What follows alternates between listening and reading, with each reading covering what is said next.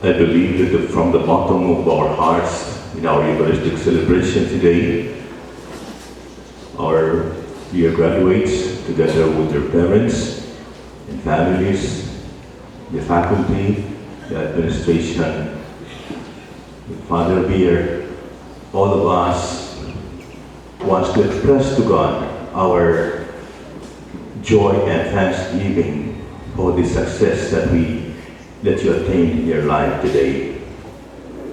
So in that manner, I would like to first of all congratulate you and all of you on your graduation day.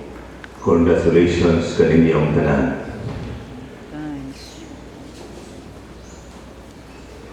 Hearing from the different commencement speakers, they would always say that graduation is not an end of our journey, but it is a commencement exercise. It's the beginning of another phase of life. By your graduation today, it enables you to confront the vast horizon of life, which you inevitably go through. Your graduation places you at a crossroad, eagerly using what is in store for you in the future. Hence, it is necessary to make a choice, to make a decision. And going back to my own experience, it's also quite difficult. What road will I take or will you take? Even choosing among the different courses, if you proceed to college, what course will I take? What profession will I take? During my time, it just so happened that at that time, engineering was the need of the country. Many of those ahead of me studied engineering. So my parents told me, you just take up engineering. Although I know that I will really struggle a lot because I'm not so good in mathematics. That's why I really struggled a lot pursuing the engineering profession, engineering course. So I know how difficult it is to make a choice. And I remember this is also the same worry of a parent. They worried much about their son, the future of their son. What will their son take? So these parents approached the elderly man in the community and asked him for advice. And the elderly man advised them and saying, you know, it's easy to know what your son's interest is and what your son will be in the future. And the advice of the man, he said, on a table in your place, in your living room, you place there a 1,000 peso bill. You also place a Bible. You also place a bottle of wine. Whatever he will take will tell you what your son will be in the future. If he takes the 1,000 peso bill, that means that your son will become a future businessman. If you pick up the Bible, then rejoice because your son might become a priest or a pastor or a BEC leader. So rejoice. That means that your son is really very close, very religious person. But if your son pick up the bottle of wine, then prepare, for he might become a drunkard together with his bardada. And so they placed those three things on the table. When the day came, the son was there, and he began to pick up what he chose. So first, the son picked up the Bible. So the parents were so happy. At last, we have a son who is a very religious man. But then, he did not stop. The son did not stop. He also picked up the 1,000 peso bill. So, the son will become a religious person, but at the same time, a businessman. But he also picked up a bottle of wine. He picked up everything. So the parents exclaimed, "Pastilan, magpolitiko, maday nga akong anak."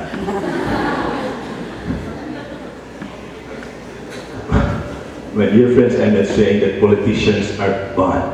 No. We really need politicians. In fact, one of the write-ups from the Vatican says politics is a vocation. We need good politicians. In fact, our parents are somewhat the governing the leaders in our family. But what I am referring to is that the parents exclaim with worry because their son will become what we call an opportunist who wants to amass everything for his own self-satisfaction.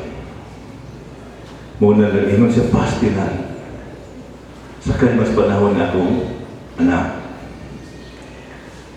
Ang iyang kabalaka is that this person would become a person with no principle, that easily compromises principle in order to amass pomp, power, and positions.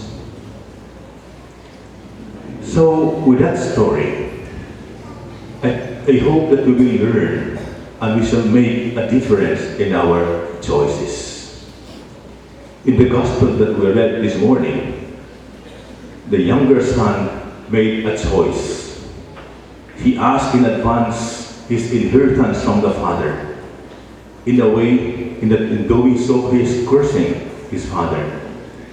Why? He wanted to enjoy life with all the material things that he has and that he had. Only to find out later on that he was frustrated. What he found out in his life are the miseries. That is why, with all his from the bottom of his heart, he repented and went home to his father. His choice is based on his own self-gratification. So, my dear graduates, I hope that your choice will really make a difference. It is true that our choices are influenced by hard facts and the realities of our life today. But we believe that success is not limited to acquiring possessions, honor, but above all, to become what we ought to be, according to God's design. The gospel calls us to be more loving and merciful, just as our Father in heaven is rich in mercy.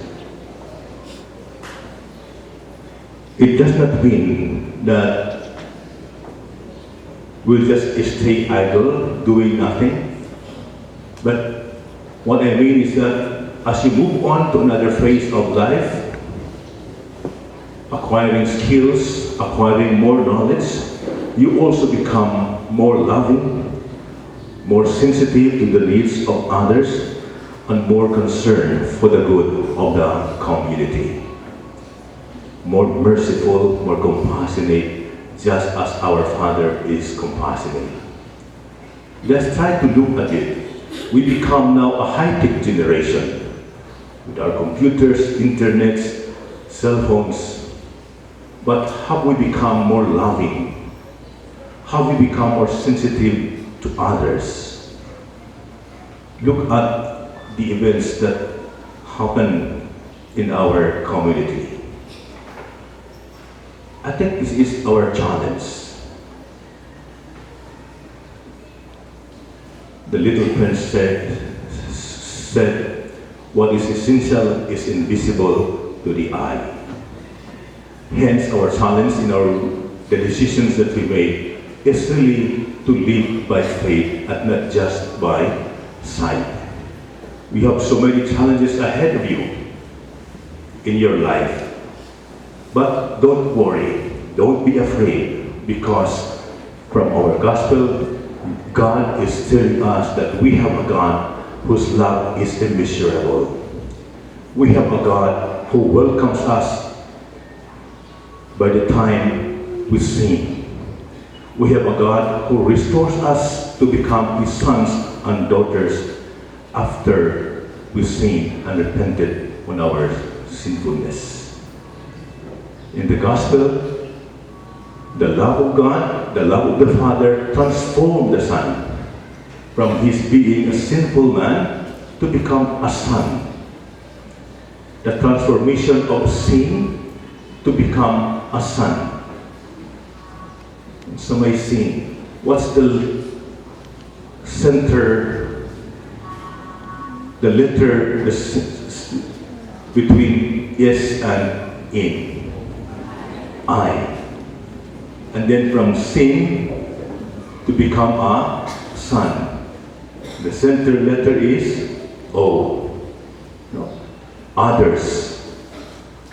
When we are in sin, the center of our lives is just focused on ourselves. I. Let me get I. No? I, me, and mine. Now God, in His all unconditional love for us, transform our being a sinful person into His sons and daughters. That by this time, by the grace of God, we'll be able also to see others, not just ourselves. To serve others, not just ourselves. And above all, to communicate this love of God that we experience to the rest of the community of humanity. So I would like to reiterate this young author during his talk among the young people. And he said, to be young Filipino today means to try to be with our people, with our families, with our parents, with our brothers and sisters, to feel with my people, to understand my people, and that is to share their aspirations and their hopes, their joys and laughter, their anguished cries, and echo their grief and pain.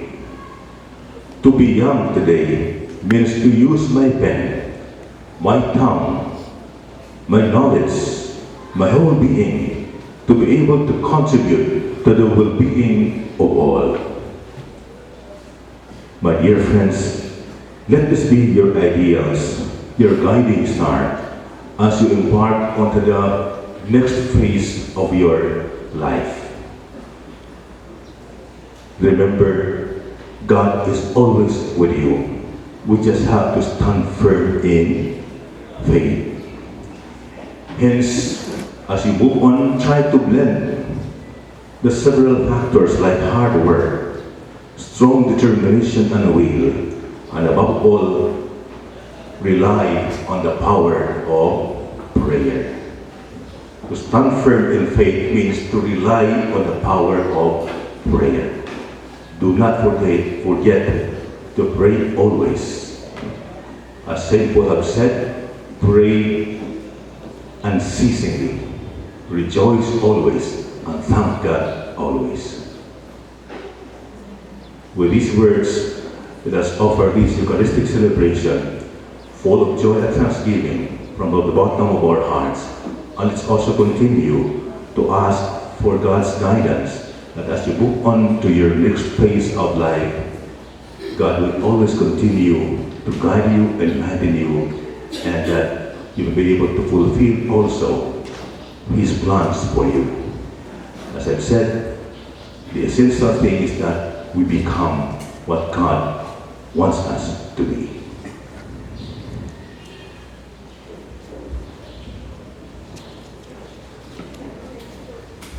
Please rise.